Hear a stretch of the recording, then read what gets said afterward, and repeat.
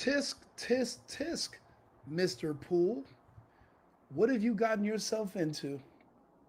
Now, one thing about Tim Pool that I respect is that for the most part, he remains neutral. He refers to himself as a milk toast fence sitter, but I don't believe that's his true character. I believe that he's protecting his business and his brand, knowing how fickle YouTube is with their moderation. But now there's another group that controls everything around him that he's finally starting to realize, and they're even more fickle and more sensitive than the YouTube gods. See, lately, Tim Pool has been effectively, in my opinion, insulting and shitting on Candace Owens for doing anything a responsible friend would do, which is if you are harmed or killed under suspicious circumstances, this friend will keep your name alive, will keep people asking questions, and will try to get to the bottom of what happened to you to protect your name and your legacy, but also to maybe protect others in the future. Why so many people feel it's their duty to come out and denounce her and call her evil for just asking questions about an extremely suspicious set of events, I have no idea. I have no clue. Tim Pool thought that he could do the same. He thought he could talk shit about Candace Owens, but now he is Candace Owens. Tim doesn't know this yet, but he's on the outs. Tim is actually now Nick Fuentes, and he doesn't know it. That's how disloyal and sensitive this group is. You make one false step. Think about how many years Tucker Carlson spent defending Israel. Think about how many years Charlie Kirk spent defending Israel. And when Charlie Kirk sat up there with PBD and he said, it looks like, I'm going to be honest, it looks like they're doing an ethnic cleansing. What was it, 90 days later? He's gone.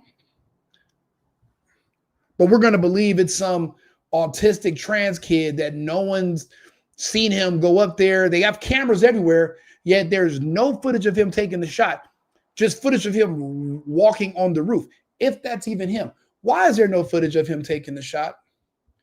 Why did they push Charlie Kirk down and hold his head where the exit, wherever the wound is? Because we're not going to call it the exit wound.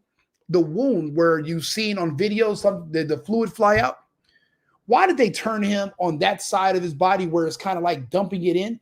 Wouldn't you have turned him the other way to kind of hold in and clog it with gauges and then move him or get him to an ambulance, but stop the bleeding at least? See, there's all these questions you're not supposed to ask. See, I'm not worried about being uninvited to AmFest. I wasn't invited in the first place. Tim was. Tim has 3 years running, and I'll be honest, he's a very modest guy. We're going to let him speak in a second.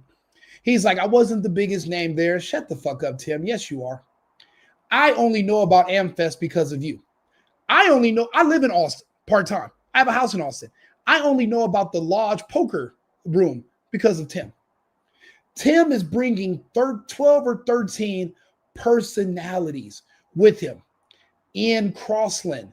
There's so many people that come along. What's my other guy good dude from the band that's on the show now working with him? I love his opinions as well. The anti-communist, because I'm an anti-communist. He brings a lot with him. He is the most known person at AmFest. Have you seen the evangelicals? How plain and lame and how they all look alike? It's like a cult. Tim, you're not in the cult. Charlie was the only part. Charlie was supposed to be the leader of the cult. But once he decided to break away from the messaging, They removed him. Charlie Kirk brought you in. Charlie Kirk was the one who wanted to bring Candace back. Charlie Kirk platformed Dave Smith. Tim Pool, even though he's been talking shit about Candace for doing this investigation, he's also been platforming people that had a whole lot of shit to say about Zionism and Israel. Has a lot. He's been bringing on different people, and Israel's catching strays on the Tim Pool podcast left and right, to the point where how Tim always wants to shut people down and say, oh, you have Israel derangement syndrome and blah, blah, blah. But yet he's bringing on Myron Gaines. Yet he has all these other guests on. And how is it that we all see the same pattern of what's happening, but Tim doesn't? Tim does. And he expounds that in his After Hours show. If you're a member, I'm a member of Timcast. You know, I've been a member for years. I got it. This was one of the first people that talked to me about politics when I had zero idea what was going on. I just know I was in the middle of lockdown. Like, what do I do next? But I wanted to figure out, but he was talking about Trump a lot. I wanted to hear it. I can tell that he's hurt and he's insulted, but he doesn't understand. This is an Israel cutout now. There is no bringing in Americans, America first, and they'll dissolve Turning Point because there is no replacing Charlie Kirk. Charlie Kirk was everything. There is no Turning Point without Charlie Kirk. You know who goes up there? A bunch of boring, lame, unknown, unnamed people, Zionist shills, Israel first, who are just going to go up there, provide lip service, and beg for money from their cult. It's a Joel Osteen thing, just a little bit more focused. Nothing special. Tim Pool is special. His show and his personalities were the only fun, good thing about the whole AmFest. You can hear it in Tim Pool's voice. He's hurt. See, not being invited and then being uninvited are two different things. He was uninvited. That means the powers that be said, wait a minute.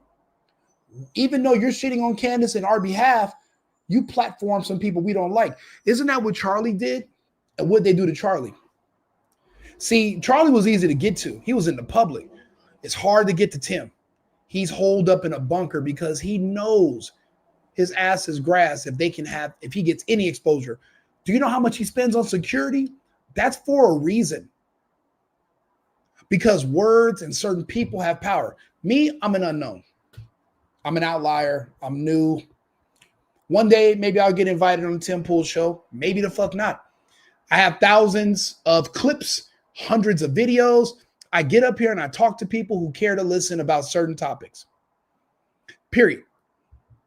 Some people will care about me, some don't. If I become bigger, then I'm going to also, and I already live in a secure location, it's going to have to be more secure because I'm going to have to deal with the swattings. I'm going to have to deal with the threats, the crazy emails.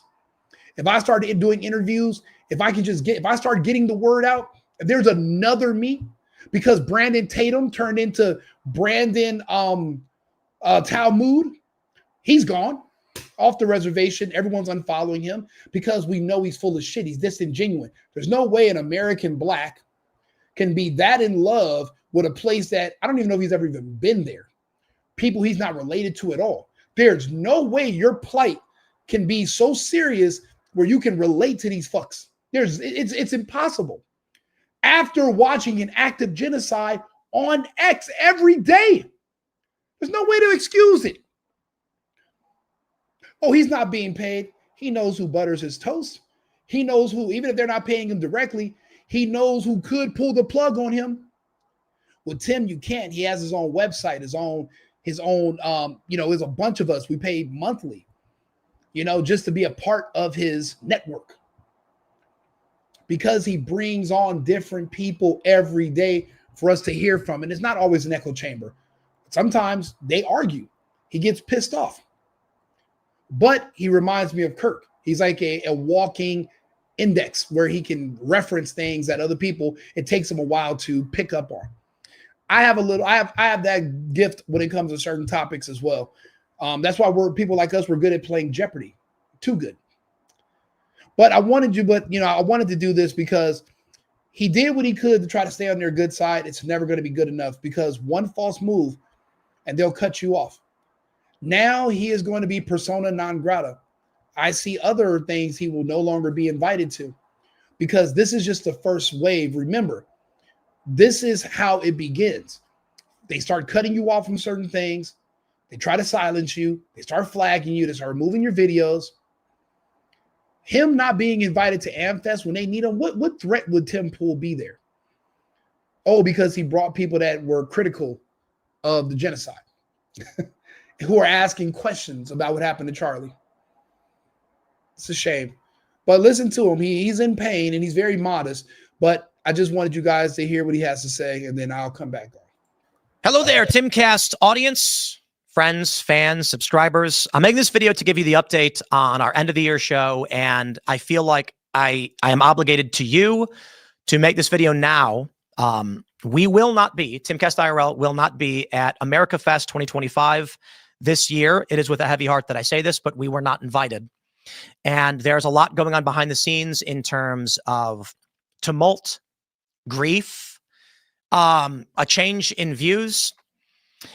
There's a lot to break down in why we were not invited. And I believe that because we at Timcast IRL on the show, I, as well as others here, had promoted ticket sales and encouraged our viewers to purchase tickets, I have an obligation to you to explain that we won't be there. AmFest is way bigger than me. It's way bigger than this show, and they can do whatever they want. I am a little... Lies. AmFest is not shit without Tim Pool. Without Charlie Kirk, AmFest is not even a thing. It's ceremonial because at this point he's been there for 3 years. But he's lying. AmFest is not bigger than Tim Pool. It's not bigger than Timcast. It's not more relevant. It's just the go-to for this small cult of evangelicals that do nothing else besides praise and go to church and, do the holier than thou thing. It's important to probably them, which is not a very large populace. Tim Pool gets millions of views a week. So he's being humble and modest, but he was the main attraction, in my opinion. I don't know. There's no one else being premiered at AmFest that's even worth seeing. He doesn't understand, but he was only there because of Charlie. Charlie made them build an entire set just for Tim Pool and his cast. Charlie personally invited them. Charlie was the glue. Without Charlie, none of these people deal with any of us. Candace, Dave, Tim, obviously. Because without Charlie, it's all just Israel. The whole organization is about collecting money and funding from Jewish and Israeli donors to not talk bad about Israel while they're at war. Look at the uptick in funding they've received since the genocide in Gaza began. It's not they're not being paid to say things. It's what you're being paid to ignore. That's how these news agencies work too. They're not paid to say certain things. They're paid to not say certain things. That's how you don't see a bunch of critical stories about Bill Gates, him being kicked out of different countries, the different trials that he's a part of, the different lawsuits that he's lost. You didn't even know that Robert F. Kennedy Jr. and Dale Bigtree won this huge lawsuit against the pharmaceutical companies, and then they were kicked off of the internet in the end of 2020. You don't even know because these news agencies are paid to not talk about it. So then you got people like myself, independent. I talk about whatever the fuck I want. I get a few donations here and there. I have a couple of sponsors who I read for. I play their advertisements. But I say whatever. I say what I can actually read for myself. No one to interpret for me. I'm different than a news person on TV. That's why no one watches TV anymore. You mean there's people watching this video right now, dozens, actually hundreds, and they're going to share, and I'm going to send these clips everywhere. Thousands of views, tens of thousands of views about things that people don't normally know about. So don't let him lie to you. He's bigger than AmFest. Saddened that we will not be coming. We were there 3 years in a row every year, and it was very amazing. And I am eternally grateful to Charlie Kirk and the crew there for having us out the way they did. And it's sad that the vision has changed in such a way. But I don't want people who have booked tickets and plan to go, hoping to see us, to be upset that we're not there. And I have had people asking me, wait, don't say anything. But I don't think that's fair to you, who we have told to purchase tickets. So we are now 1 month away from the event. And I know that most people attending are not just attending to see me. I think I'm actually one of the smallest portion of the event. Lies. You think people in AmFest are going to let just anybody ask just anything to the people on the stage? They tried that with JD Vance a few weeks ago. Didn't go too well. You can tell these were scripted questions. And he answered them on the fly, but you can tell that the people that were getting up there to the mic were not just any old body. These were people that were screened. Timcast will take any questions from the audience. Ian Crossland might start going off about graphene. You don't know what's going to happen. But that's a wild card. What if at AmFest, somebody randomly in the audience magically makes it to the mic and brings up Israel while they're recording live? And the people on the stage start going off like how Timcast people do, how people like myself do. Just talking about actual facts about this country the size of New Jersey. They couldn't have that. And they're going to block him out of other events. The good thing about Timcast is that he doesn't go to shit anyway. He doesn't need to. He's literally bunkered down because it's not safe outside. Just ask Charlie. And he's not the only one. He won't be the first or the last. Let him go. And always have been. But we represent a bit of a different audience. But I do that we have fans who show up for us. And I owe it to you to make sure you don't buy tickets or do something that you may later regret when you find out we didn't inform you after promoting the event. We're not there. So we won't be there. And this is due to, I was informed, comments I had made that were deemed hurtful to people there. And if that's the case, so be it. Tim is a fence sitter. I haven't heard, and I watch a lot of them, never heard him say anything disparaging about Erica, about the pastor, about all these other scammers and grifters and liars who are helping cover up what happened to Charlie. And by covering up, I mean just not even talking about it, not being curious about what happened to their dear friend. It's because Charlie being gone means they can just divide up his wealth. See, that's how it goes when you're the one with money and everybody around you is basically broke compared to you. They smile in your face, but they're all hoping that you'll choke on a chicken bone and die, and they can make it to your house first so they can break into your safe. Maybe they can become you. Maybe they can start dating your wife and put on their Rico skin outfit and just take over your life. If you're the one with money, everyone around you hates you, even if you think they're your friends. They really are not. They're not. They want to be you.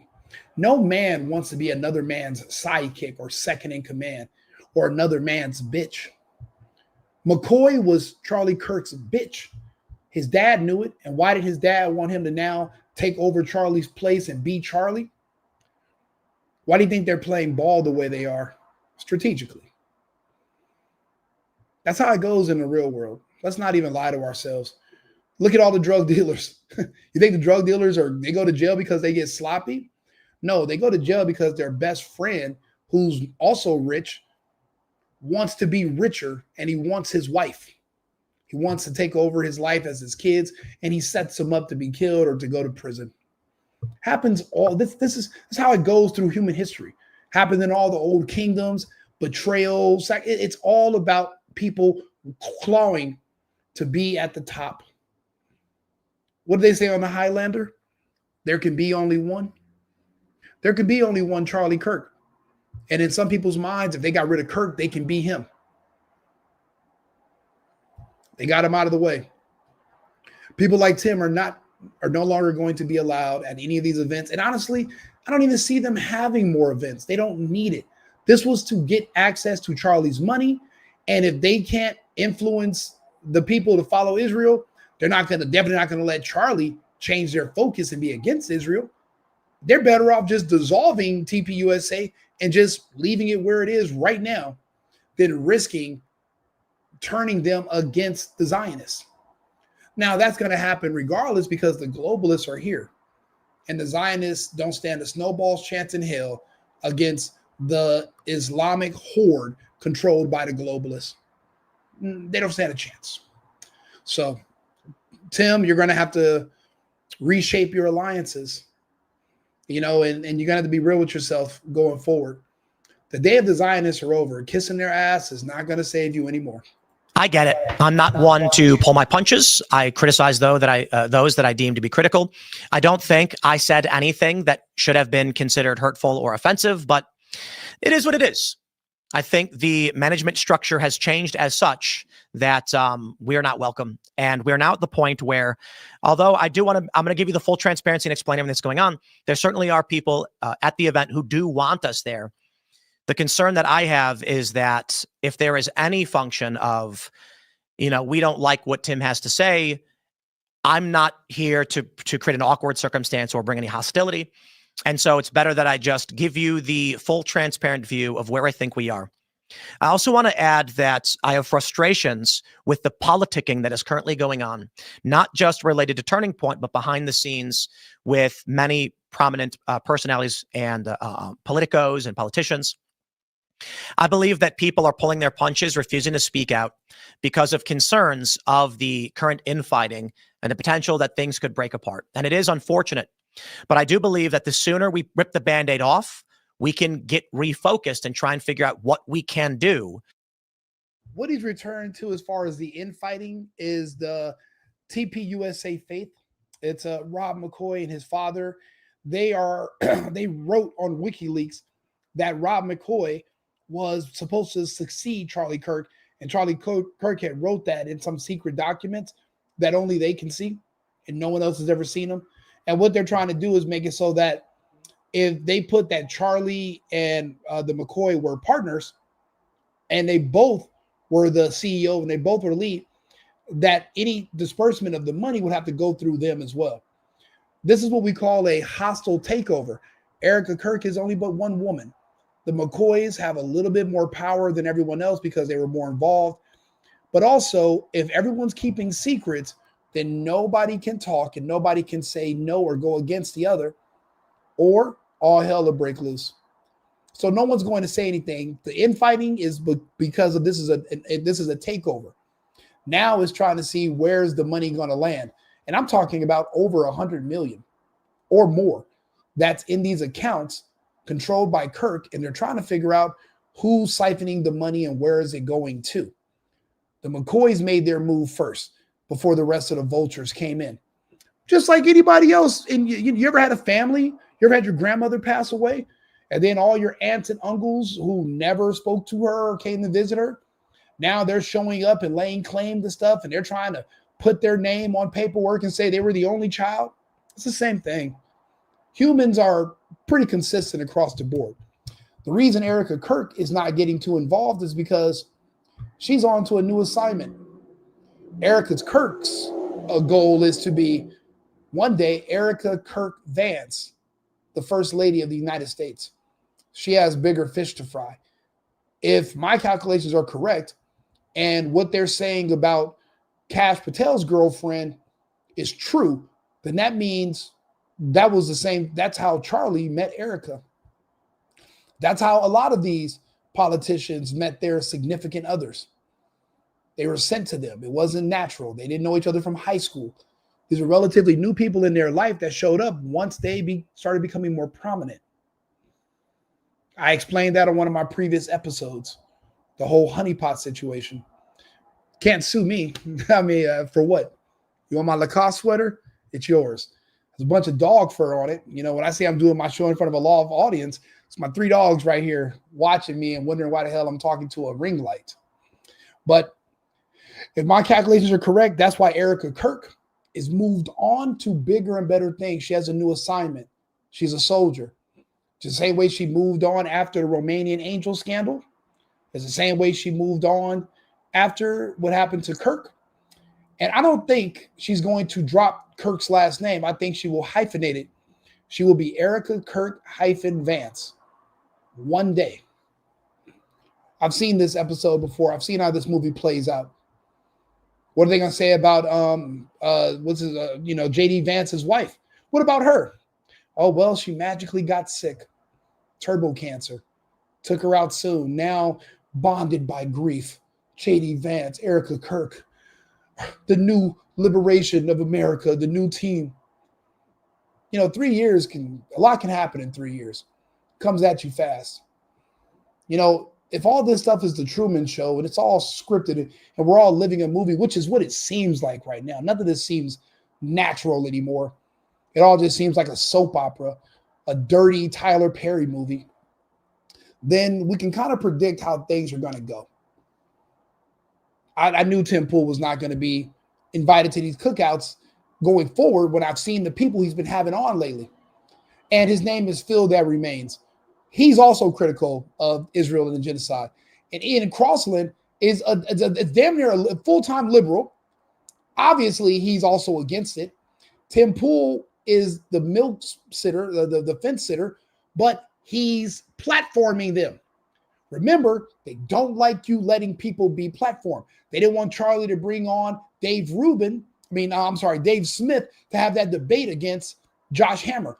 And in that debate, you never even hear Josh Hammer speak because he's a bum. You only hear the highlights of what Smith said.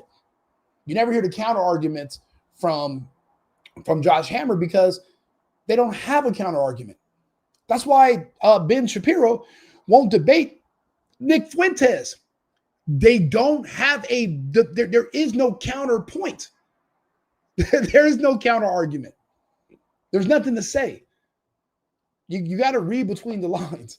So, yeah, they're not going to have these people on there. They feel like Tim Pool is the source. And sometimes they want to cut the head off the snake. Tim Pool has to be vigilant, make sure his security stays top notch, and make sure they don't get bought out by somebody else, if you know what I mean. To maintain a movement and succeed in helping this country. There are many challenges ahead, certainly some of them the fault of Trump, that's for sure. And we're going to need to have an honest assessment about what is currently going on if we are going to succeed in the future. But let me give you the backstory of where we currently are and why I'm not invited to even attend America Fest. A few weeks before they murdered Charlie Kirk, the last texts I had sent to him, I asked him if we were still on for IRL as we are with most years because we wanted to get things booked in advance. Charlie told me he'd circle back the team. He'd get right back to me. And, I'm not a big fan of the revealing text or whatever, but unfortunately, they murdered him. He would be a fan if he hadn't talked shit about Candace Owens for being transparent. That's what this is the part that pisses me off to the point where it's hard for me to just have a civilized conversation with certain people, especially men. You have to be mindful of everything you say. Everything you accuse somebody of, somebody can accuse you of. He wishes he could show those texts, but it was just 2 weeks ago you were slamming Candace for being transparent when everyone said she was lying and didn't have receipts. See, you box yourself into a corner when you start thinking you know everything. You're not even open to hearing it, or maybe you just don't want to know because you're scared of what's going to happen if you find out the truth. There's consequences. Charlie faced them. The rest of us will too eventually. That's how it's going. It's a war.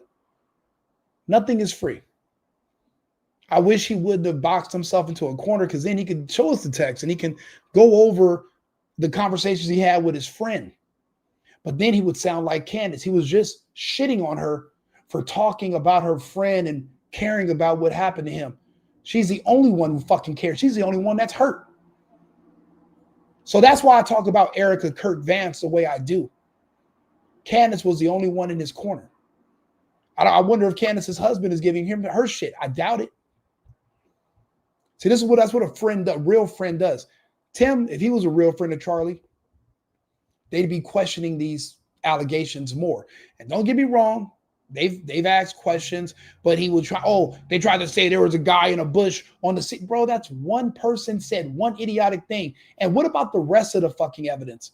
What about the rest of the receipts? What about the rest of the proof, the other footage? Everything doesn't add up. You don't want to talk about it because you're afraid that they're going to kick you out of the circle. And look what, buddy, they kicked you out anyway.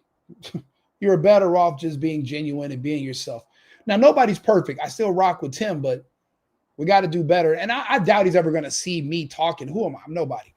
I'm just a guy that complains on the internet. I'm nobody, but still, voices like mine eventually grow. It's not like I'm going to stop. I'm not being paid to do this. So imagine if I start making money doing this, then I'm never going to stop. I can sit here and talk to people all day. Why do you think I have so much content on the internet? I was being suppressed until about a month ago. Now I get subscribers coming out of nowhere every day just to hear me talk about these topics because they agree with what I'm saying. And some people talk to me just because they disagree. Whatever works, in my opinion. They killed the guy who was holding everything together. I believe that Charlie was the principal voice, the strength, the glue that brought this movement together and was able to get a disaffected, moderate liberal type like me, skateboarding musician, weird guy in weird clothes, to come hang out with some suit-wearing conservatives and talk about how we can make this country better and build the movement. I truly believe Charlie would have been president someday. Following his murder, we were in constant communication with the team over at Turning Point, as we're largely friends, and my staff are friends. And one quick thing about him saying Charlie would have been president one day, I agree. He would have been our president. But if you think about it, anybody who gets a lot of face time can be our president. Schwarzenegger, who barely spoke fucking English without a thick-ass accent, was our governor. We used to call him the governor back in California. Whoever has the most face time that the public knows can win. Trump had tons of face time. The people knew him. They knew him in and out. They knew him before he was a president and knew him as a civilian. See, that's where transparency comes in. You know what the person thinks about certain topics because you've heard them talk about them online. Tim Pool one day could run for president and win because people know his thoughts. At least they know him. You go vote for some stranger, then it's a roll of the dice of what you're going to get. What if you vote for a person and you find out they're Israel first? Like we're just now finding out about fucking Trump. And I'm wearing a Trump hat still. And I still like him and I hope he adjusts himself. I have a little faith.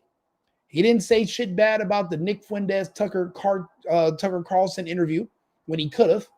He said Tucker has the right to interview whoever he wants to. That was the right answer, Trump. Because of that, I don't think that you're completely Israel first or completely absorbed by the Zionist movement or whatever. But that makes your faith in him wither.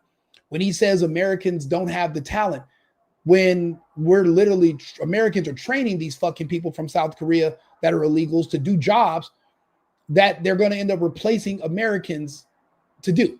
So if they got all this talent, why do we got to train them over here?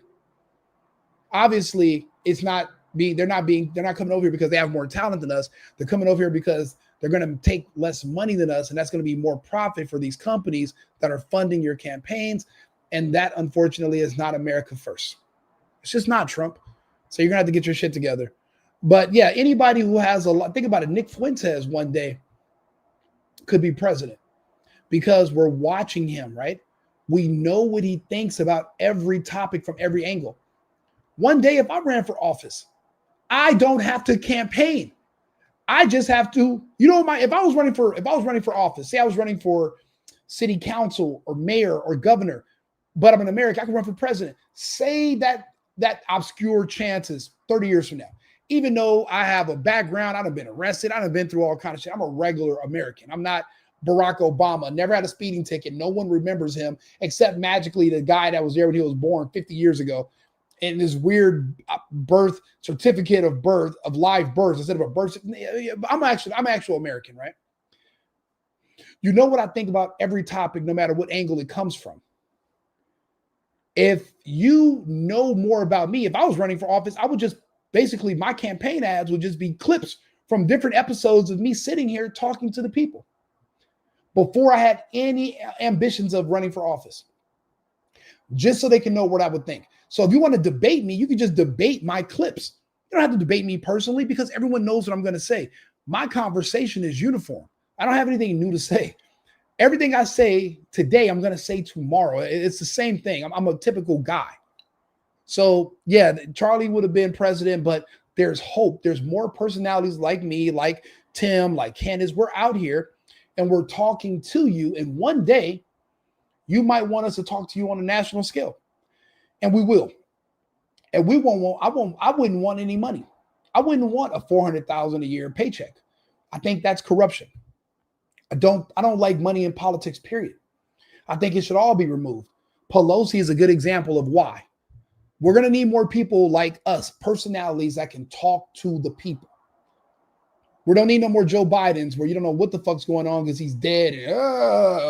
And, you believe me? You know, all this other weird dead man shit. We don't need that. We need more people that are going to interact with you, hear what you have to say, talk to you, and just have conversations. But we're not going to sit out in public and make ourselves vulnerable because that's being too trusting of the powers that be. That's where Charlie, that was Charlie's only one blind spot. Let's get back to Tim.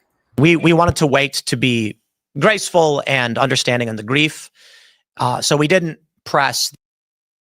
I'm sorry, like and subscribe, share the video. The Single Boyfriend on YouTube or Right Wing Rico on YouTube. Please like the video, help me get into the algorithm. I don't know what I'm doing. I just heard a lot of people say this. So like, subscribe, and share it so I can be in the algorithm. I don't even know if that means. I don't know if it's true, but I'm just saying it because everybody else says it on YouTube. I'm new, but I do this every day for you guys. If you follow me, I'll keep you entertained and I'll keep you talking about different topics every day. I'll try my best. You don't have to send me any money or anything. Just follow, subscribe. That's enough. The issue. However, in the past month or so, we did communicate with them about what are the plans for America Fest as we do it every year. And initially we were told nothing has changed and the plan is as usual. And we said, sounds good. That's when we began to promote ticket sales. Again, I'm not trying to make it seem like we're principally responsible for them selling out or anything to that matter, just that we're a small component that will no longer be involved. Considering the fact that we did promote it, I want to make sure I'm being as transparent as possible. In the first year that we were invited to Turning Point, I was a bit, I've described the story before, reluctant to do so in that it's very, very difficult. And it is asking a lot of anybody for us to try and bring us out. We have a crew of about 13 that comes with us. Seriously, we have to build a studio. We have to integrate with existing studios. We have to have coordination. There's PR and event coordination. There's a lot that goes into it. Not to mention me, my family. So we bring the crew with us. We don't need to bring literally everybody who I'm going to avoid saying names, but I think you know what I'm talking about. Style, the gumption. And he said, no, you're with me, brother. And I was like, wow, look at me. I mean, Timcast is some little island off in the middle of nowhere. You know what I mean? To be invited to be a part of this big movement, I am eternally grateful for the honor to have been involved. Third year was even better.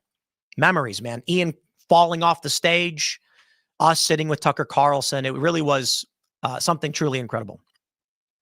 And that's why it hurts that we're not going to be there. So I've been informed that comments I had made on the Brian Callen and Brendan Schaub podcast were hurtful to some people at Turning Point USA, and for that, I would not be invited back. The comments in question were pertaining to the conspiracy theory that the highest levels of Turning Point, the executives, had intentionally murdered Charlie Kirk, and that they were celebrating and they wanted to take over. This is the conspiracy theory. I do not believe that's true. I have encountered many people who have said to me that these individuals who, I'm going to avoid saying names, but I think you know what I'm talking about. They're too happy. They're not grieving properly. They're celebrating. They're gloating about their viewership. And in response to this, as someone, as I consider these individuals to be friends, I had responded, and you guys can watch the podcast for yourself. Maybe, maybe I could have spoken better. I don't know. But the gist of my idea is, what they wanted Tim to do was go full Brandon Talmud and just go off the reservation, defending and going crazy for strangers from this country the size of New Jersey, and just declare his unwilling loyalty to them on his knees and then to proceed to place said testicles into his esophagus. And there's a Star of David on those testicles. Tim Pool failed to do that. The testicles were only on his lips, which is why he badmouthed Candace. But this is a country that's very sensitive if you talk about them. The testicles must go in your esophagus, in between your trachea and your epiglottis. If it's an inch in either direction, you will be canceled. Brandon Tatum is a professional. He is not, but even if black ass Tatum makes one false accidental move, they're done with him too.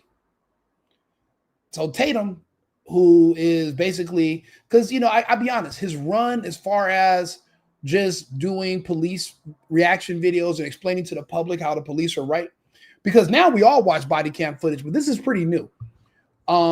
We all watch body cam footage now, but at one time, Brandon Tatum used to defend the police, which was highly unusual for somebody of his pigment. He's trying to expand and move into politics, but he understands who butters his toast. He's not neutral. So he's doing what he has to do. Tim is not. So because Tim is not behaving like Brandon Tatum is and coming to a full blitz to defend these people blindly, they feel like he is disloyal and he is no longer a part of the cult. He's out in the cold by himself on the island he says that they're already on, which is fine. He has his own circle, but this is dangerous territory for somebody of his size, just in my opinion.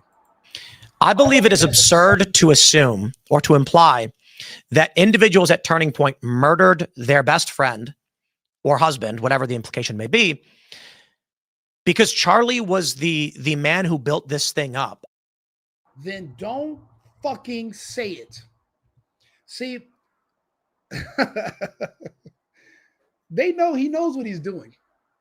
To say, I don't believe in the conspiracy theory about, them, you're literally putting it out there. What if a lot of us are just sitting here like, I don't know what the theory is. And then Tim Pool with his national platform, his worldwide platform, tells you the conspiracy. But I don't believe it, but let me just tell you what it is. You're platforming it. You're putting it out there. Like, I know what you're doing. You know what you're doing. We've all been children before. You're like, no, I'm not cursing. I'm just telling you what you told me not to say. Like the Papa John guy. Remember, I'm not saying I'm not saying that. I'm just telling you what I told them not to say. But you're still saying it. Not saying he shouldn't have been able to say this American freedom of speech, but you're still talking about it. So you're giving it light. You're keeping it alive, which is good, Tim. I'm glad you're telling people that that's what the theory is, because people are going to look into it. That theory that you're talking about there, what people are saying, this theory about the wife and the people that, all I know is the people from Turning Point got a whole lot of money to divide up between each other now that Charlie's gone. Everyone was watching the bank. Charlie was the only one just out there in the forefront. Charlie was the face and everything. I didn't even know Turning Point had an organization. I never heard of none of these people until Charlie died. Nobody had. No one even knew his wife's name. She wasn't involved because that's not her assignment. Her assignment was to be his handler. She did that. Candace is not the kind of person that you can silence. So they sent Erica to separate Charlie and Candace, who likely would have already married. Charlie was deeply in love with Candace. He's the one who admitted Candace friend-zoned him. He was in love with her. And she's a good woman to be in love with. Could you have imagined the force that could have been Charlie Kirk and Candace Owens? But then again, them against Israel, they would have done way more damage before they could have, I don't know, made a plane crash or a helicopter go down with them in it. I mean, it would have. That's why they had to separate the two. And now look at Candace, the biggest podcast in the world. And you got the likes of Steven Crowder coming at her. And he does a video today. Oh, she's saying I'm a deep state. Man, bro, she doesn't even have to say that. You're working on behalf of these people for free. But you need clicks. He's an insecure man who's insecure about his show. He always has been. He even had he had a big beef with the Daily Wire and what other creators, and he doesn't feel that the space can handle multiple people because he feels like we take away from one another. So anybody who's growing or who has prominence, Crowder comes after. Tim Pool's been very nice because him and Crowder are working on they have an agreement together on Rumble. So he has to be careful what he says about Crowder, but Crowder called Candace a cunt, and then Tim Pool started talking shit about her too. But now Tim Pool is in her shoes. They're both on the out. Now they're the alternative right, or whatever you want to call us. We're not make Israel great again. We're make America great again. But if you have to make Israel great again to be MAGA, then you can have it. We're America first, America only. Tim's over here with us now. Not because he wants to, but because he was kicked out the other side. The other side is controlled by Israel if you're a conservative, and everybody knows that there is no, they'll even tell you. Look at Mark. I didn't even know the leader was Mark Levin. Who the fuck cares about what Mark Levin thinks? I don't care what he thinks. You don't get to decide who's MAGA and who's not. Who are you? So you and Ben Shapiro are magically the leaders of MAGA? How about you both go fuck yourselves? And I'll tell them that, both of them, that to their faces. I wouldn't shy away from it. I'm a big boy. Good luck. Things are going to have to change. But you can't just push people in and out of who are you to tell me I'm no longer a part of this? I built it. Tucker built MAGA. America first MAGA. Do you know how much we sacrificed to bring Trump into the presidency? I don't appreciate him turning on MTG. She's my favorite politician of all politicians. She was on Timcast before. I don't see him defending her enough. She's not wrong about anything. But it's fear. But even with all that fear he had of the Zionists and of Israel, they still cut him out, and they're going to cut him out of more. So he'll start telling you more. He's been going through a lot lately with death threats and security issues, and these Zionists are onto him, but they have the globalists to worry about now. So, that might help Tim actually, because they have bigger fish to fry now. And made it all. And many people had great jobs, great salaries. Some even made lots of money. Why would they kill their own friend over this? I think that's silly. And the reality is, behind the scenes, there are many people who fear Turning Point USA cannot survive without Charlie Kirk. It's not a secret. People inside the organization know this. Prominent personalities know this. And I will say, nobody really wants to say it. The point that I had made on the Callan and Schaub podcast was that they're trying to put on a strong face to say to the world, we will not be defeated. Terrorism will not stop us. And so they're displaying strength and trying to show that they're not going to be deterred. From this, there have been individuals who have then inferred or used it to say, aren't they acting weird? Shouldn't they be grieving? And then implying that potentially they're involved in some way. And so I think it's fair to say, I'm not involved with Turning Point. They're friends. But the truth is they are grieving.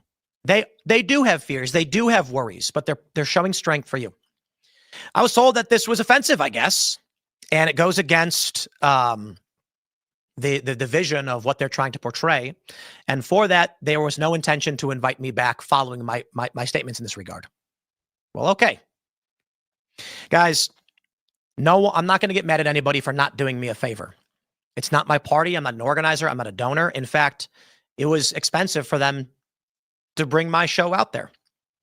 I think the reality of this is maybe we don't see eye to eye and they don't like that I said that. And that's fair. Nobody has to just accept things that I say and be nice to me.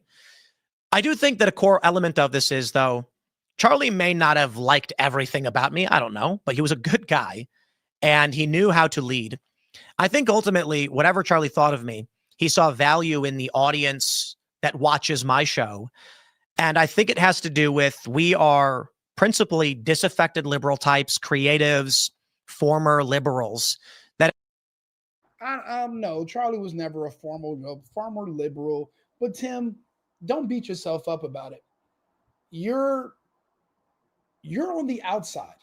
You're not this was not Charlie. This is the people that were under Charlie who are now in charge. These are the people that were telling Charlie not to bring you to AmFest for the last 3 years.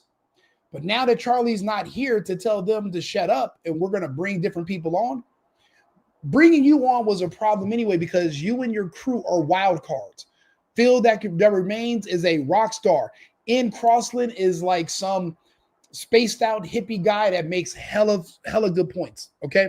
And you bring on different people and you guys talk. That's not allowed because in general conversations, when this one topic is accidentally brought up and people start telling their reviews, you spark ideas in the minds of others. Just like when you were telling people the conspiracy theory was talking about, you're sparking ideas. They don't want you to do that. They want everybody to be in a cult and repeat after them. Now, as Americans, we're not good at that. I know I'm not. I say whatever the hell I want to say. I will ask whatever I want to ask. Who the hell are you to tell me how to speak? You can't. Who are you to tell me who I can interview and who I can speak to? I'll talk to whoever I want to talk to. I don't care who they are. It could be somebody from the Klans. It could be not. I want to know what all these different people think. I want to hear what they have to say. I want to hear their side of it. But they don't want you to platform them because it will spark ideas. And maybe you might figure out you have more in common with them than the people that are telling you not to talk to them who control what you think. They control what you see. Right now, AmFest is going to control what their audience hears by blocking Tim and his crew from being there. How is that healthy for the debate? It's not about healthy debate. It's about control. What did Morpheus say? There's a war for your mind, and I never believed it. But if we are in the Matrix and this is a simulation, then all of this just makes sense. If space is fake and everything is just, and we are in the image of God and God's right there, we're actually special. We're not just, obscure grains of sand in a cosmic beach where we're just nothing. If we're actually unique and special, then yes, all of this matters. Everything we say, everything we do, it counts. We inspire others. We create movements. We can make change. But they have to knock down the ones that are in the front first. Tim's internalizing this. It's nothing to do with Tim and just nothing to do with you and Charlie, dude. This is the people that didn't like you already. The same people that told him, wait a minute, you're going to bring Candace. See, they weren't as threatened by you as they are by Candace. But look at the difference a month can make. Now, do you see the difference between you, Tim, and Candace? Candace has the same kind of balls that those Zionists are trying to put on your epiglottis, okay? That's the kind of balls Candace has. But also, Charlie was her real friend. You guys were work buddies at best, Did you cry about Charlie? No. Did she? She hasn't stopped. Don't compare. That's why there's really no comparison. You're not, but you are next to her, though. You're no better than her or Nick or Tucker. So you better learn who your alliances are. You better learn who your real friends are. You better get with them because there's strength in numbers. Welcome to what is this? What is this? Welcome to the revolution. That's what this is. We're revolting. Have found more in common with the conservative movement, and thus we bring a message much like libertarians to the conservative side. We bring a certain percentage that will help the conservative side win, and I want them to. I agree they should. I wish we had more political competition. But that seems to be not the vision, at least right now. Or perhaps it's just they don't operate in the same capacity that Charlie did, willing to be more amicable to other individuals. If they don't like what I have to say, then again, I am owed nothing. I owe them nothing. They owe me nothing. Now, initially, when I went to Phoenix, we did Timcast IRL for a week at the Turning Point Studios. I joined the Charlie Kirk Show, and we even fused Timcast IRL with Thought Crime, which was Charlie's nightly show with Czech Posobiec. We did it all together, and I thought everything was going pretty well. And I had asked the team there if the plan, was going to stay the same. They said, yes, the plan will stay the same. And I said, okay, sounds good. They did express to me, it's hard to do Timcast IRL. It's expensive. It's rough. And we want you there. My reaction was, listen, over the past several months, we have been, I understand since Charlie was killed, we haven't, we didn't immediately just say, hey, what's going on? But we have been polite in our messages saying we're really hoping to get the scheduling information because Christmas is coming up. And it's always every year we need to figure out what we're doing with family, how we're booking travel. Is it going to be covered by Turning Point or otherwise? And we are constantly just being told, we'll let you know. By the way, I will be streaming live on Thanksgiving Day. My ex-girlfriend's coming over and making turkey burgers. We're doing a Friendsgiving, but I will be streaming live. We will still be talking about different topics and just hanging out together. We're all friends here, right? So do me a favor, subscribe to the YouTube, follow me on X, follow me on Instagram, whatever, the Single Boyfriend, pretty much across the board. And hang in there with us. Now you have somebody to hang out with on Thanksgiving if you don't know anyone else. Well, as of yesterday, being told once again, we're full, but we'll let you know. I talked with my team and I said, I think we have to make a decision. And after talking about it, we said, if the response was they didn't want us there, then I don't think we should put any pressure on them to have us there. It's not my party, and I don't want to be a part of something that, at the very least, is not unanimous. Tim, buddy, old pal, you're going to have to learn to deal with rejection now. You've been on a run, an epic run since 2020. Before 2020, you were basically a show like my show.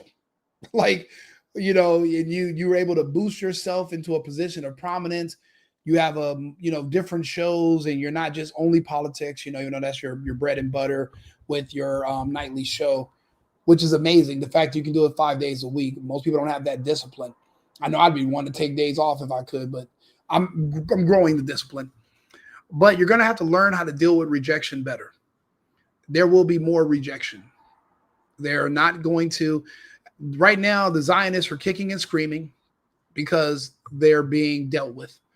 They're dying out. There won't be a Shapiro and a Netanyahu pretty soon. And we're going to have a whole new enemy to fight. I just don't know how that war is going to look because, we're fighting globalists and technocrats and, techno-communists, which is different than the Zionists. We're going to be dealing with the trans. We're not going to be dealing with the LGBT no more. There will be a thing of the past. So the rejection is something you're going to have to get used to. And typically, people like myself, when we get rejected, we just start up our own thing that we own and control.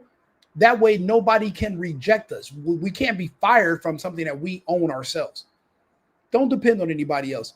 He should have made Timfest 20. As soon as they told him to go fuck himself, he should have announced there's going to be Timfest 2025 on the exact same day. The same way Turning Point wants to do a Christian Super Bowl show because Bad Bunny, which I don't think Bad Bunny was a good pick because the audience doesn't speak Spanish and all of his songs are in Spanish. But the same way they're going to do a competing show, Tim could have made his own AmFest. He has the numbers. You don't need these fake friends and these false people who, and let's be honest, the people who get mad at you when you lie or they get mad at you when you tell the truth. There's something there. You're hitting on the right things. Those people were involved in what happened to Charlie. Even if they weren't physically involved, their silence is compliance. If you know something, but you're not speaking out, that's the same thing. I watched an interview that his security guard, one of the security guards, man, that dude, how are you a security guard, cool as fuck with guns, wearing shades, but in this interview, you're shaking like a leaf. Why are you not calm? Why are your hands so fidgety? It's because you're not telling the truth and you're scared. Not scared that someone's going to find out. You're scared that the people who are telling you what to say might think you're a liability. And if they could do that to your boss, who you should have been loyal to, well, then you're lunch meat, pal. You're alien food. So that's what I mean by you got to know who your alliances are. And I know if I was disinvited to something, I would literally just throw my own. I don't care if there's 10 people there. It's better than me having to kiss somebody else's ass to bring me somewhere. Never do that. Right now people are watching you sweat. They're watching you be sad and they're watching you be rejected like a prom date. Bro, you got to get over that. Kirk is gone. These people didn't like you to begin with. They were never your friends. The only one who even dealt with you when you showed up was Kirk. It wasn't a bunch of his friends. You never had Josh Hammer on your show. They never liked you. You were always a risk. They didn't control you. You're not in their pocket. Kirk was.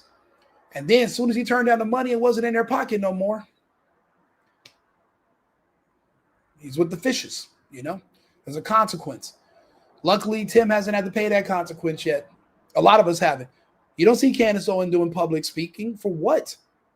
There's a target on her. There's a target on anybody who's speaking about the truth. All we have to do now is just wait. The globalists are coming in. The globalists are going to handle the heavy lifting. We just got to wait it out when it comes to dealing with these Zionists. We'll play a little bit more of Tim, but I don't like the groveling and I don't like the self-pity. I don't. In their decision of whether or not Timcast IRL should be a part of this. If there's anybody at the higher ups who said, we're not inviting you, Tim, then my response is like, bro, I'm not a party crasher, and far be it from me to make any phone call or tell you, you have to have me. I don't play that game. We certainly have a bunch of opportunities we're pursuing, and there's other things that we're going to be doing for our end of the year finale. I just think that, my conversation with some of these guys was all good things. All good things. I appreciate you all. Hundreds of people are now watching. Thank you. I'm going to clip all this up and share it. Like and subscribe. Like it. And I think that helps me get seen in the algorithm. I see more people are joining. Thank you all for being here. Follow me across the board. The Single Boyfriend. I do politics and relationships, and we talk about things together. We're all friends here, right? So I like you guys tuning in, and I do these pretty much every day. I do about 3 or 4 episodes a day. So I love making entertainment for you guys. I really do like Tim Pool. I'm a part of the Timcast organization. I did not appreciate him being rude with the bullshit he was saying about Candace within the same time period that Crowder was talking shit about Candace, just because she wanted to ask questions about what happened to her friend, who was also supposed to be your friend. You're supposed to echo her, not tell her to be quiet. I don't understand that. It's all of a sudden something happens to Tim tomorrow. Does he want everybody just to move on in a week? Or does he want us to keep his name alive, ask questions, and get to the bottom of it? You know, you got to think about that. You could be next. That's the whole purpose of us trying to figure out how it happened to Charlie, is because if we don't, then it's going to happen to someone else. Don't you want to stop it? Don't you want to know how to prevent it from happening again?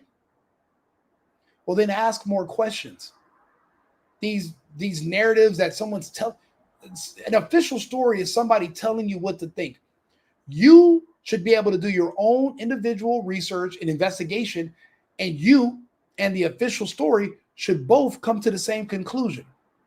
But if they're telling you to not look into it yourself and just trust what I'm saying, and that's where you get your conclusion from, then there is a problem. Whenever somebody doesn't want you to do your own, even your own experiment, they don't want you to do an experiment on your own. They're going to just give you the results and tell you what's going to happen. Don't go figure it out for you. You should be suspicious. That's a part of being an adult and being a human, especially as a man. You should want to be able to figure out where you're going and don't just take somebody's word for it. You need to know that you have to be the leader of your group. You have to be able to figure out where are the dangers and what's safe. You have to know. Right now, there's danger all around us because of our speech. Isn't that something that's supposed to be protected by the First Amendment? But what is the First Amendment? It's a part of the Constitution. What's the Constitution? It's a piece of fucking paper. And the only strength the Constitution has lies within the men standing behind it with guns, willing to enforce it. That's the best we have. And if we don't have that, we don't have anything. So if you believe in the Constitution, it'll believe in you. You should not be trying to tell people, you shouldn't be telling people to not look into their friends, not to say certain things, that's not your place. You can turn it off, you cannot listen, but to tell someone how to speak is ridiculous. And now it's happening to Tim. He's paying the price for his speech, and he didn't even really say anything. It's not about what Tim said, it's about what other people he had on said. And he's internalizing it because he doesn't want to blame his friends, because he needs them to come back on the show. They're a big part of the entertainment. Watching him go back and forth with Milo and all these different guests, it's entertaining, but it's also educational. So he has to, he has to choose. Obviously, going to choose his cat. He's going to choose his team, but this is dangerous territory for Tim, and he shouldn't do any public events. He should stay in the house for a while. He should just stay in the studio, make content. But he's on the outs, and he's going to have to learn. Now he's out here with me. I'm out here with Nick. I'm out here with Candace.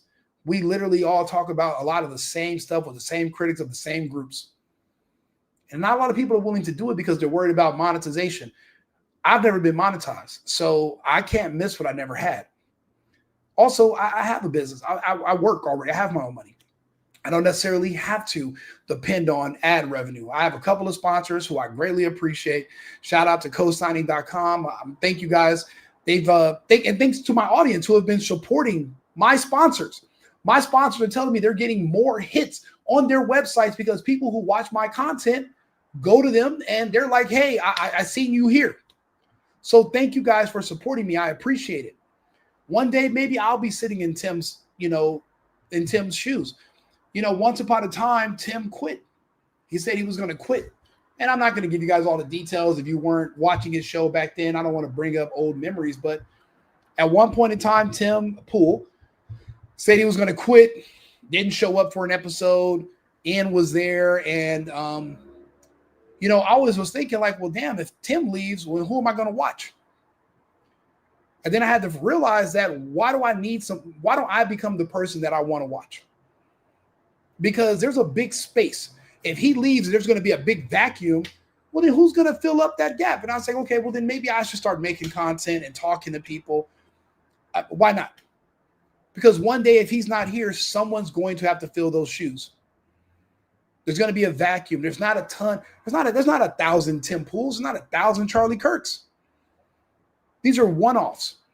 So it's very rare that another person is going to come in, fill that gap, talk to people, make the content, and be there to create for people to come watch. And hopefully I'll be able to fill some of those shoes one day. Right now, there's no need for the single boyfriend. For Rico Limbaugh, Rush Limbaugh, Rico Limbaugh. That's why I took that. I like that. I love the last names. That's where Rico Limbaugh comes from. I'm a big Rush Limbaugh fan. But if these people decide to quit one day because of the pressure, well, then who's going to talk to you guys? Who's going to make the content and speak to the audience and bring on guests and do interviews? I'm supposed to wait on Jimmy Kimmel and his band of trans and gays and vaccine specialists that want to inject you with bullshit. I'm supposed to wait for him and Colbert? Or do I get out here myself, throw myself in the fray, knowing I'm going to get criticized? I'm a relative nobody. If you look into my personal life, you would never think I have anything to do with anything like this. Because for the most part, I'm just partying and getting drunk and playing video games with my friends. And, I'll work, but I'm just getting fucked up and, hanging out with my dogs. This was not in the cards for me. It's just that I started watching his content. And one day I remember he just quit. So I said, maybe I'll start making content. He eventually came back. But I was like, well, there's going to eventually be a time where they're going to maybe they need someone like me. Maybe I can be a sub, who knows? Behind the scenes, there is infighting to which people don't realize is particularly severe. Prominent personalities are unwilling to discuss what their concerns are. And I feel like this is damaging to the movement. I am a small island of a weird space. I'm not a staunch conservative suit-wearing guy, pro-life or whatever, any of those things. But we do have bridges to these other networks, and we hope to succeed because Trump represents something better than the alternative. It does feel like beyond this, with the Tucker Carlson controversy around Turning Point, with the Candace Owens controversy pertaining to Turning Point, this was the glue. Turning Point was the glue that held everything together, and it's breaking apart. I genuinely believe it was because Charlie was the one who did it. Tim, you better hurry up and have Nick on, because this is only just the beginning. You're going to be fighting every day, and remember, it's about who your friends are more than it's about who your enemies are. You need to get Fuentes on your show. You need his audience, and you need a coalition. Even Fuentes is promoting Candace, even though he had choice words for her. We're not all going to get along, but there is a greater good. because we know what happens if we lose. Then all this is for nothing anyway. We know what it looks like when there's a communist takeover, and we know what happens to dissidents. Prison is in our future. Prison for our words, not for our actions, but just for the fact that people listen to us. And that's where revolutions start from. That's where change comes from.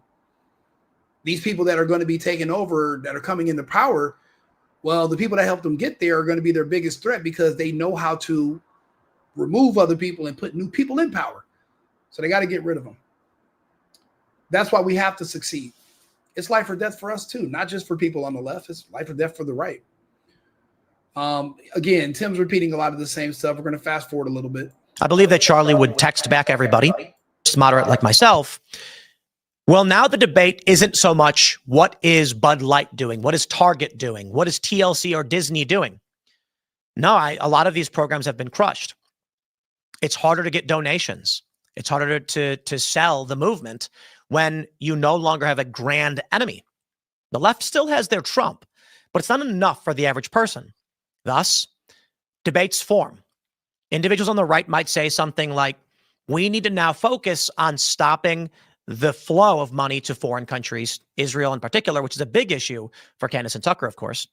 But then there are individuals on the right who are very, very adamant that we continue to fund Israel. The fact that he would even dare say, even if he's saying that he's just being neutral about it, but to even mention stopping the funding to Israel, you put you put a laser target on your own back, and your platform is way too big for you to take these kind of risks if you're scared. But if you're brave, speak your truth. But if you're scared, if you're going to run, because the kind of heat that's on Candace, the kind of heat that's on Nick, the kind of heat that all of a sudden hit Charlie, it's going to come for Tim too. And riding the fence isn't going to be an option anymore. You're going to have to pick a side, or you're going to have to get on the offense, or whatever side you pick, my brother. And thus, the rift begins. You now have anti-Zionist, pro-Zionist, anti-Semitic as a portion as well. America First, international globalists, John McCain-style neocon. All of these rifts start to emerge because we are not focused on a singular enemy. As the Democrats have largely been routed, Republicans won every facet. And here we sit asking ourselves, what is the next big move? Well, the next big move is the one big enemy that is an enemy to us all. And that is that one country that all of a sudden I can speak ill about on the internet without getting deleted and banned. That same country that's the size of New Jersey. That's the enemy of the American people. That's the enemy of the America First movement. That is make them great again. It's not make America great again. That's magically our president is indebted to him, and our Congress and our Senate are compromised by them. But it's crazy because the World Economic Forum said they've also penetrated our cabinets. This is a war between the World Economic Forum and the country of Israel. I hope you know that. It's a proxy war. There's foot soldiers or Islam. They fight on behalf of the globalists, and the pro-Palestine people are fighting. They're literally fighting on behalf of the globalists also. But the people on the ground, the Zionists, the BLM people, those are the foot soldiers for the Zionists. And we're watching these two groups clash every month for years now. It's a proxy war. The globalists are winning. In my opinion, they've already won. This war is over. And the Zionists are on their way out, and they're just kicking and screaming because they don't want to go. Ben Shapiro's losing his mind. The Daily Wire is going to go bankrupt. Netanyahu, if he's lucky, will just go to prison. And then we'll have new masters in America. We won't have the Zionist masters anymore. That's where we are. So that we do have an enemy is just that until the last, I would say, month or two, you've never been able to name the enemy directly without literally being banned on every single platform. I know because I've been deplatformed. I lost my Facebook page that I had of 13 years with family photos and memories, and just nuked from orbit. My Instagram pages, my YouTube channels where I had millions of views on old videos. As soon as I started asking questions about that injection and the imaginary sickness, and so I started asking questions about ventilators and who even knows how to properly calibrate them. Oh yeah, they nuked the hell out of me. I would use Hiroshima and Nagasaki, but according to my data, those were only firebombed. So I don't even know if nukes even exist. So I guess I was Dresden firebombed on my social media platforms, just for even asking questions about that one particular place the size of Jersey, you know? So we do have an enemy, Tim. Everyone just has to be on the same page as far as going against them. And I think Tim's going to have to join too. He's let me look at that smirk on his face. He's hurt. He's disheartened. He feels, I mean, everybody's not good at taking rejection. You would think men get used to it, but as far as relationships, we get used to it dealing with women. But on a professional level, when you've been good to certain people, rejection hurts. It hurts. But that's what makes us become independent and play by our own rules. We run by the beat of our own drum. This is going to make him stronger, but it's going to now make him just not give a shit anymore about playing nice with that country the size of Israel, who he's going to figure out those are the ones who had him kicked out of AmFest, period. The moderate conservative types, more likely neoconservative, are in favor of Trump's H-1Bs. The America First anti-interventionists, a part of this coalition, are very much opposed to H-1Bs. By the way, I'm opposed to H-1Bs. Fuck H-1Bs. And to hell with Trump's comment about we don't have the talent here. We are 300 million Americans with robust skills and the capacity to learn anything. Not all of us. A lot of us are autistic due to damage from childhood vaccines. Brain swelling prevents certain people from even learning or being able to process complex data. That's why listening to a podcast like mine would give them a headache. They don't have the attention span. But that's only 13% of the American population. The rest of us can process data. You can train us to build anything. We were building things before we were outsourcing things. So I reject Trump's idea that we need H-1B visas because we don't have the talent. When you say you're America first, you have to be Americans first. That is downwind from that. It's a natural progression.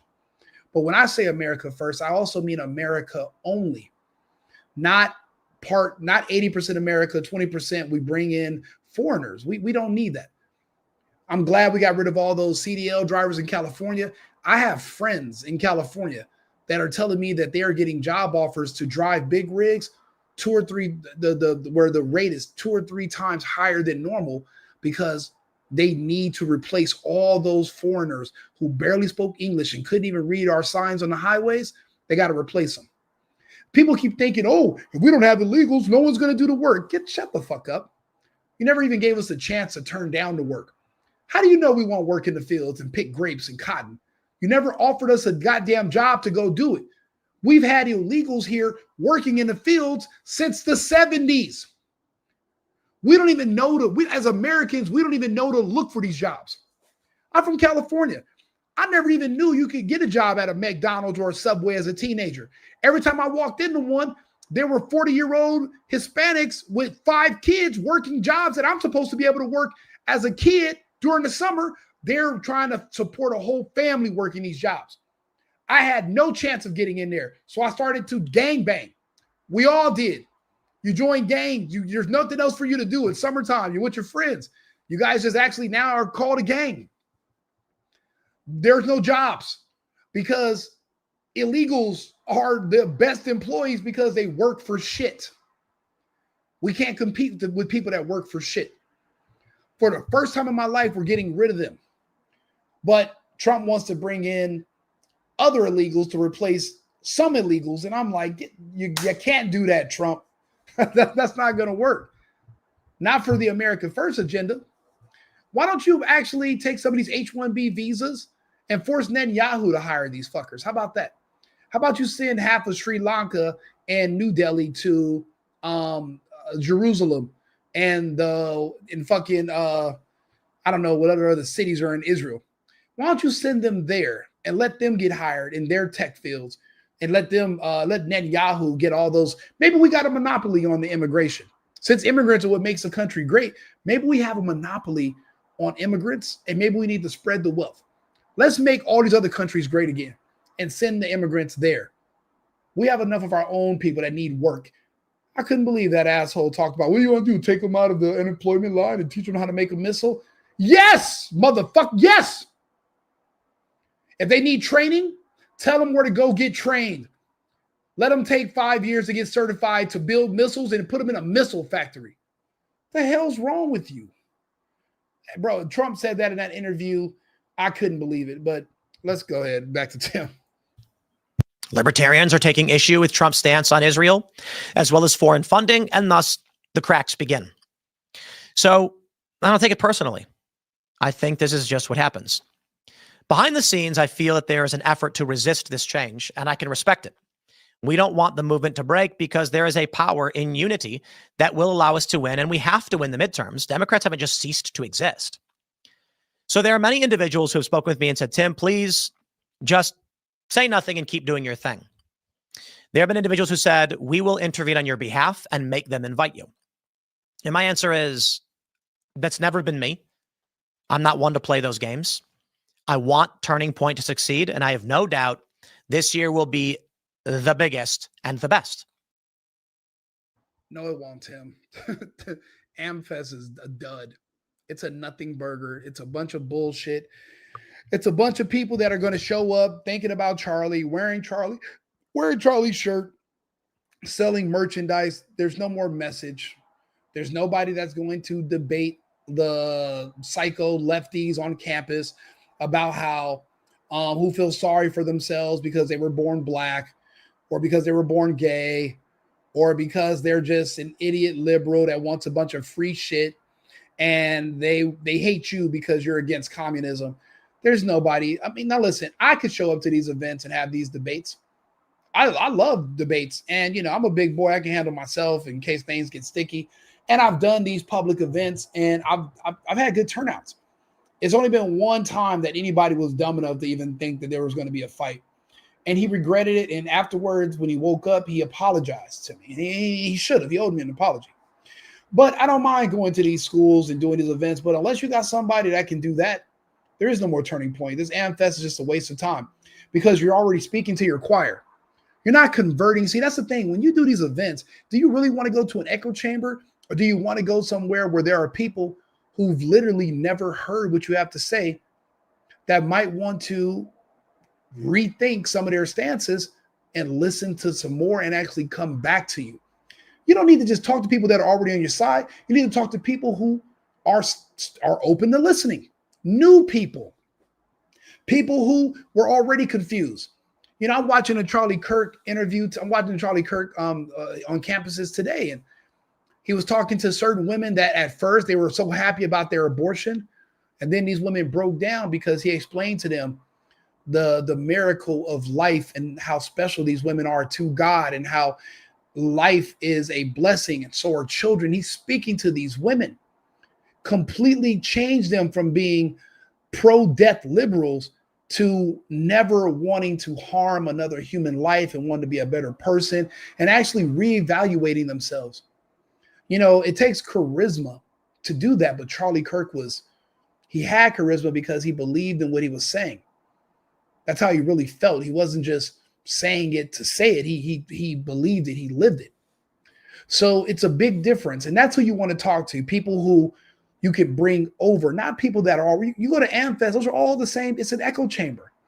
No matter what you get up there, you can go up there and get on the mic and say, one fish, two fish, red fish, blue fish, and they're all going to repeat after you like sea lions. There's no questions. No one's going to say anything. No one's going to counter you. You want new people. So you're going to have to do outreach. I'll do it. I'm sitting here talking. I'm reading the comments. I'm trying to keep up with them. I've never had this many comments, or maybe I just didn't know how to check them. But this is amazing. I mean, I'm trying to put all the comments I can on the screen. I don't know how to use StreamYard comments, but I'm going to read them and I'm going to, respond. But yeah, Team Candace, And, let's read some of these comments. Jobs have been outsourced overseas to illegals of a country that pays them slave wages. And guess what? They come to the United States and they're paid slave wages too.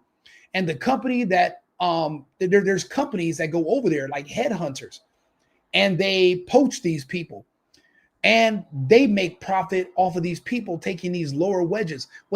They make money in the spread. Don't get me wrong, the company is still saving money from having to pay American workers, but there's just so many people making money off of slavery. When you're not paying a person what you owe them or what they should be paid for the kind of work they're doing, that's the closest to slavery that we have. These people don't get benefits. And I'm not saying that kind of work deserves benefits, but the reason they won't hire Americans is because slavery is still a prominent thing in this country. And I'll be honest, I not hired illegals to do work for me to save money? Absolutely. I'm a builder. I work in real estate. Shit, I own tons of all these Airbnbs. Do you think I'm hiring English-speaking people to clean these apartments? No, I'm hiring people, but now I look at it different. I don't want to do that anymore. If I'm going to say America first, then I got to put Americans first. I'm going to have to hire citizens now. Yeah, it cuts into your profit margin, but you got to think about the greater good. It's not just about me. In capitalists and this kind of society, you do got to think about yourself, but if I'm going to be moving forward in this movement, then I can't be a hypocrite, right? So I'm going to try not to. Tim does look like FTM. I forgot. I don't know who FTM is. Let's see here. Mostly agriculture and food processing. Yes, but Americans can do that too. Think about it. Has anybody ever offered you a job doing agricultural or food processing? No, because there's always supply of illegals. You've never had to even offer American talent. I'll be honest. I had a black friend of mine stop at a cotton field in Arizona, and he actually on video started picking cotton. And you know what he said? He said, "This isn't that bad. That means there's hope for us. There's hope for Americans in those fields. If you're going to pay people money to go out and do work, they will work. Nobody wants to be poor. They just took the opportunities away from us and then told us we didn't want it. It's like, how do you know? You never even offered it to me." So that's why we don't want the Zionists, and we really don't want Trump giving away our money to these foreigners and offering them opportunities and making excuses for it, pretending that we're just too stupid. If he would have told us that on the campaign trail, I'm not saying that would have made me vote for a fucking drunk Indian chick cosplaying as some kind of soul sister, but I would have been a little bit more critical, and I would have asked more questions. I would have brought up more questions about, well, how do you really feel about the American talent pool in the United States? And I think going forward, I mean, Elon Musk and Vivek Ramaswamy, they think we're idiots. A lot of us are, but think about it. People come to America to go to school. So obviously we can't be that bad. We can't be that bad if they're coming here to get educated. Let's see here. If Tim had balls, he would show us his ball. I'll be honest with you. I've never seen that man without that beanie. So, yeah. I mean, people think I wear this MAGA hat because I don't have a hairline. Bro, I'm Cuban. I have braids.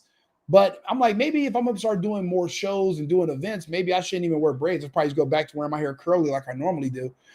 But yeah, I don't know what's underneath that beanie. I don't think he's a cone head, but I've never seen him without it. He's never shown up without that beanie. So I don't know. I don't know. He's pretty consistent with that. But yeah, I mean, thank you. Printing of currency is how they enslaved all the U.S. citizens. Yeah. Our slavery began in 1913 with the creation of the Federal Reserve, and we are all enslaved to them. People don't know the Federal Reserve is not federal at all.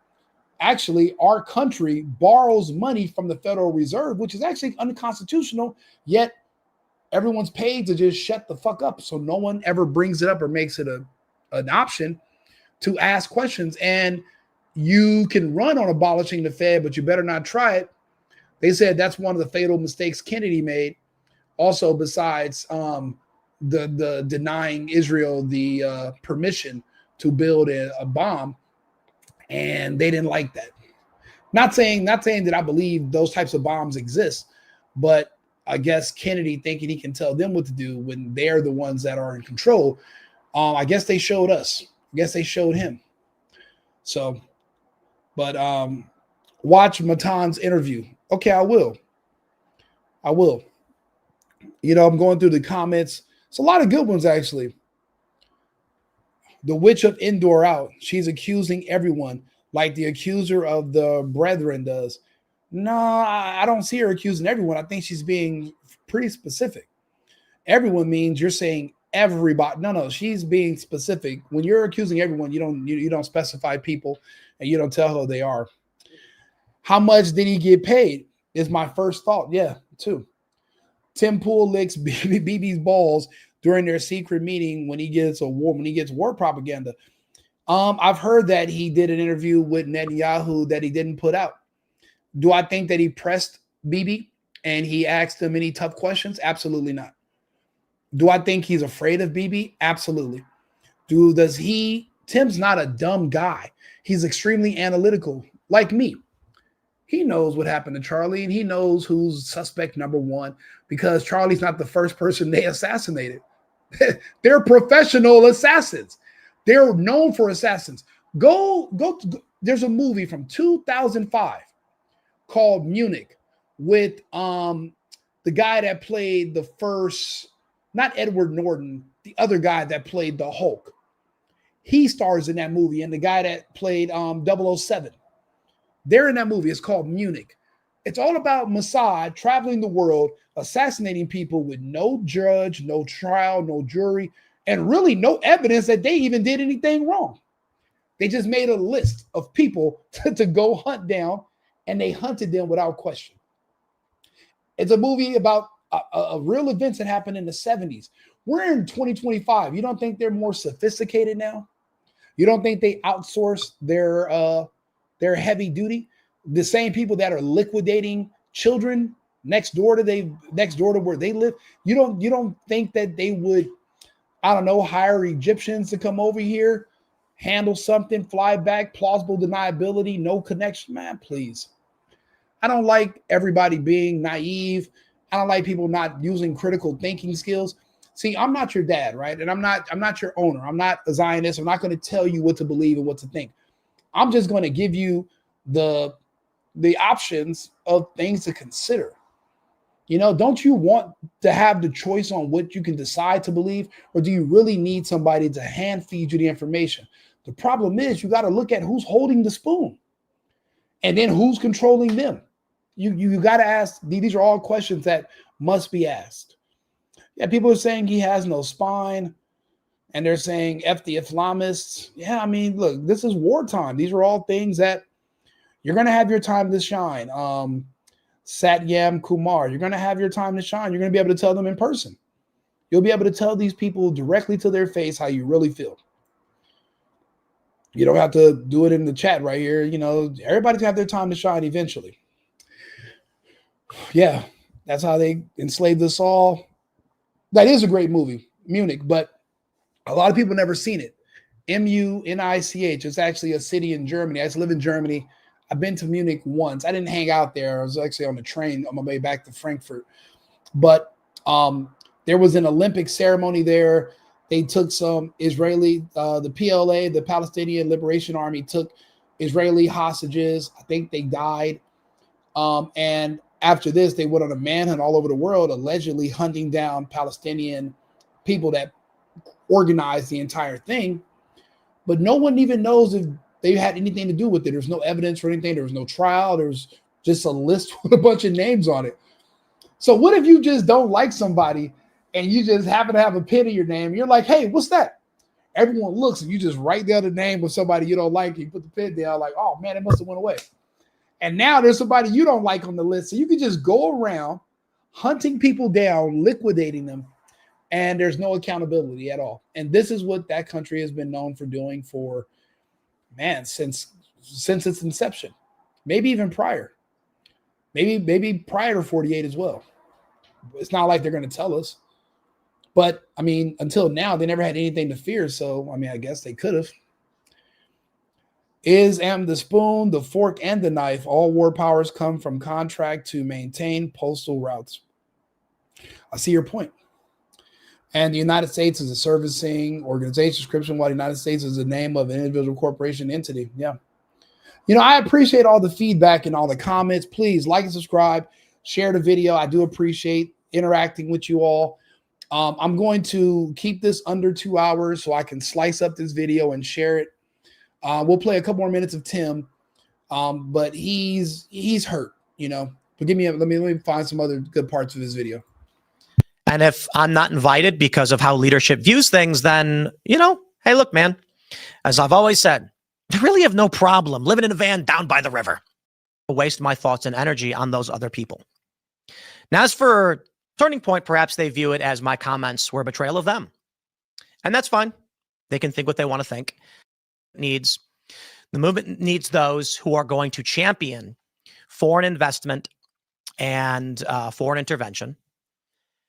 I'm not saying that's definitively why it happened, nor am I trying to cast aspersions nor impugn the honor of anybody. But I think one of the principal rifts right now is that young people do not care about our involvement in these foreign countries. They want to know how they're going to buy a house and have a family.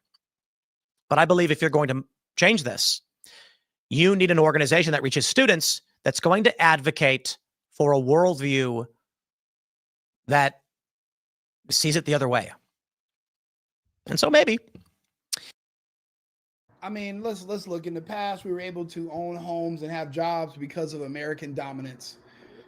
But when you keep feeling like you're just so strong and you're so powerful and we need to help out others, then if you want to give up your American dominance, well, then there's consequences for that. You will no longer be at the top. So the luxuries you enjoyed that were yours because other people took it by force, you're going to have to forfeit. You want to be weak. You want to be complacent. You want to be nice. You want to be, you know, equitable with people who from other countries that you don't know. Well, that's going to cost you because the equity is going to have to come out of your pocket.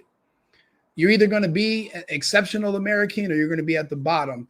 But when you're at the bottom, you can't complain about not being able to do anything anymore. That's what you're asking for.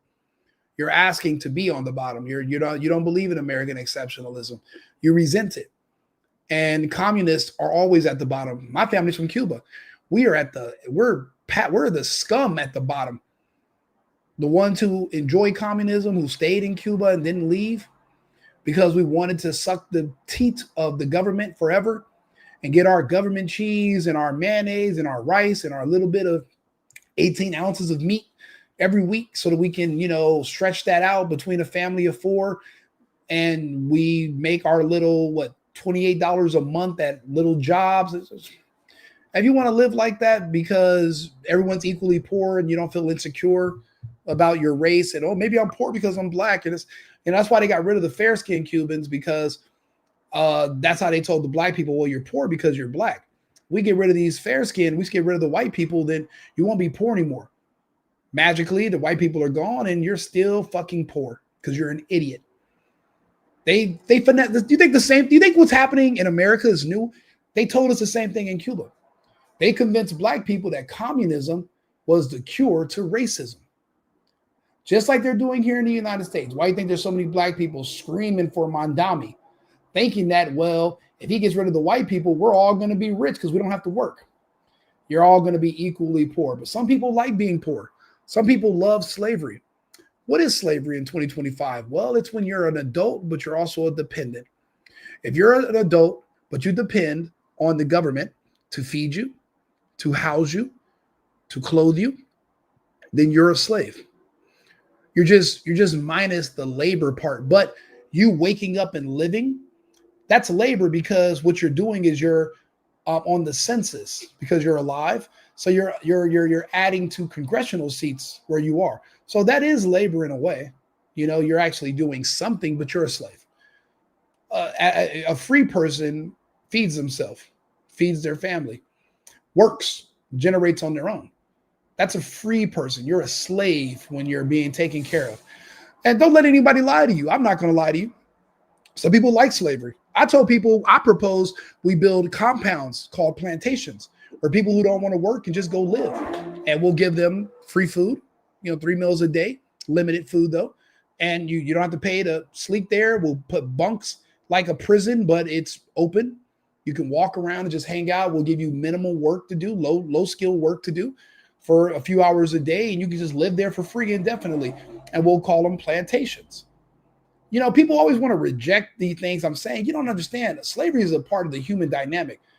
Humans, masters and slaves, have been a part of the human dynamic since the beginning of history. People don't like the word, but they love the concept. They love to have somebody tell them what to do. Shit, what's a marriage? Your husband's supposed to be your master and tell you what to do. You're supposed to say, yes, sir, be a support structure. Traditionally, that's how things work. So, let's just be honest with ourselves. Anyway, like and subscribe, share the video. We've heard a lot of what Tim said. He's repeated himself for a while now, but now he sees how Candace became Candace because he was just shitting on her himself, and now he's in her shoes. So now he knows how it feels, and hopefully he'll change some of his rhetoric and realign some of his views. It's good talking to you guys. The Single Boyfriend across all platforms. Follow me. I appreciate it. Share the video. I'll be back in about an hour after I go to dinner. I got a couple other topics. We're going to make fun of John Oliver for being a fucking idiot. And I don't even know why he's telling Americans how to be when his people in his country are being arrested for tweets. Like, he could not have a show in the UK because they'd arrest his monkey ass, but he wants to come over here and tell Americans how we should act. Yeah, take your own advice. But we got a couple of episodes coming up tonight. So follow me and tune back in. I'll be back here to talk to you guys directly in about a little bit less than an hour. Cheers. And remember, America first, America only. I've been needing to find a new apartment, which has not been easy with credit as bad as mine. Luckily, I found cosigning.com. They connected me with a cosigner who helped me get my dream apartment for me and my dog. I just paid a small fee and was able to move in fast. Get the cosigner you need for the apartment you want. Check out cosigning.com today.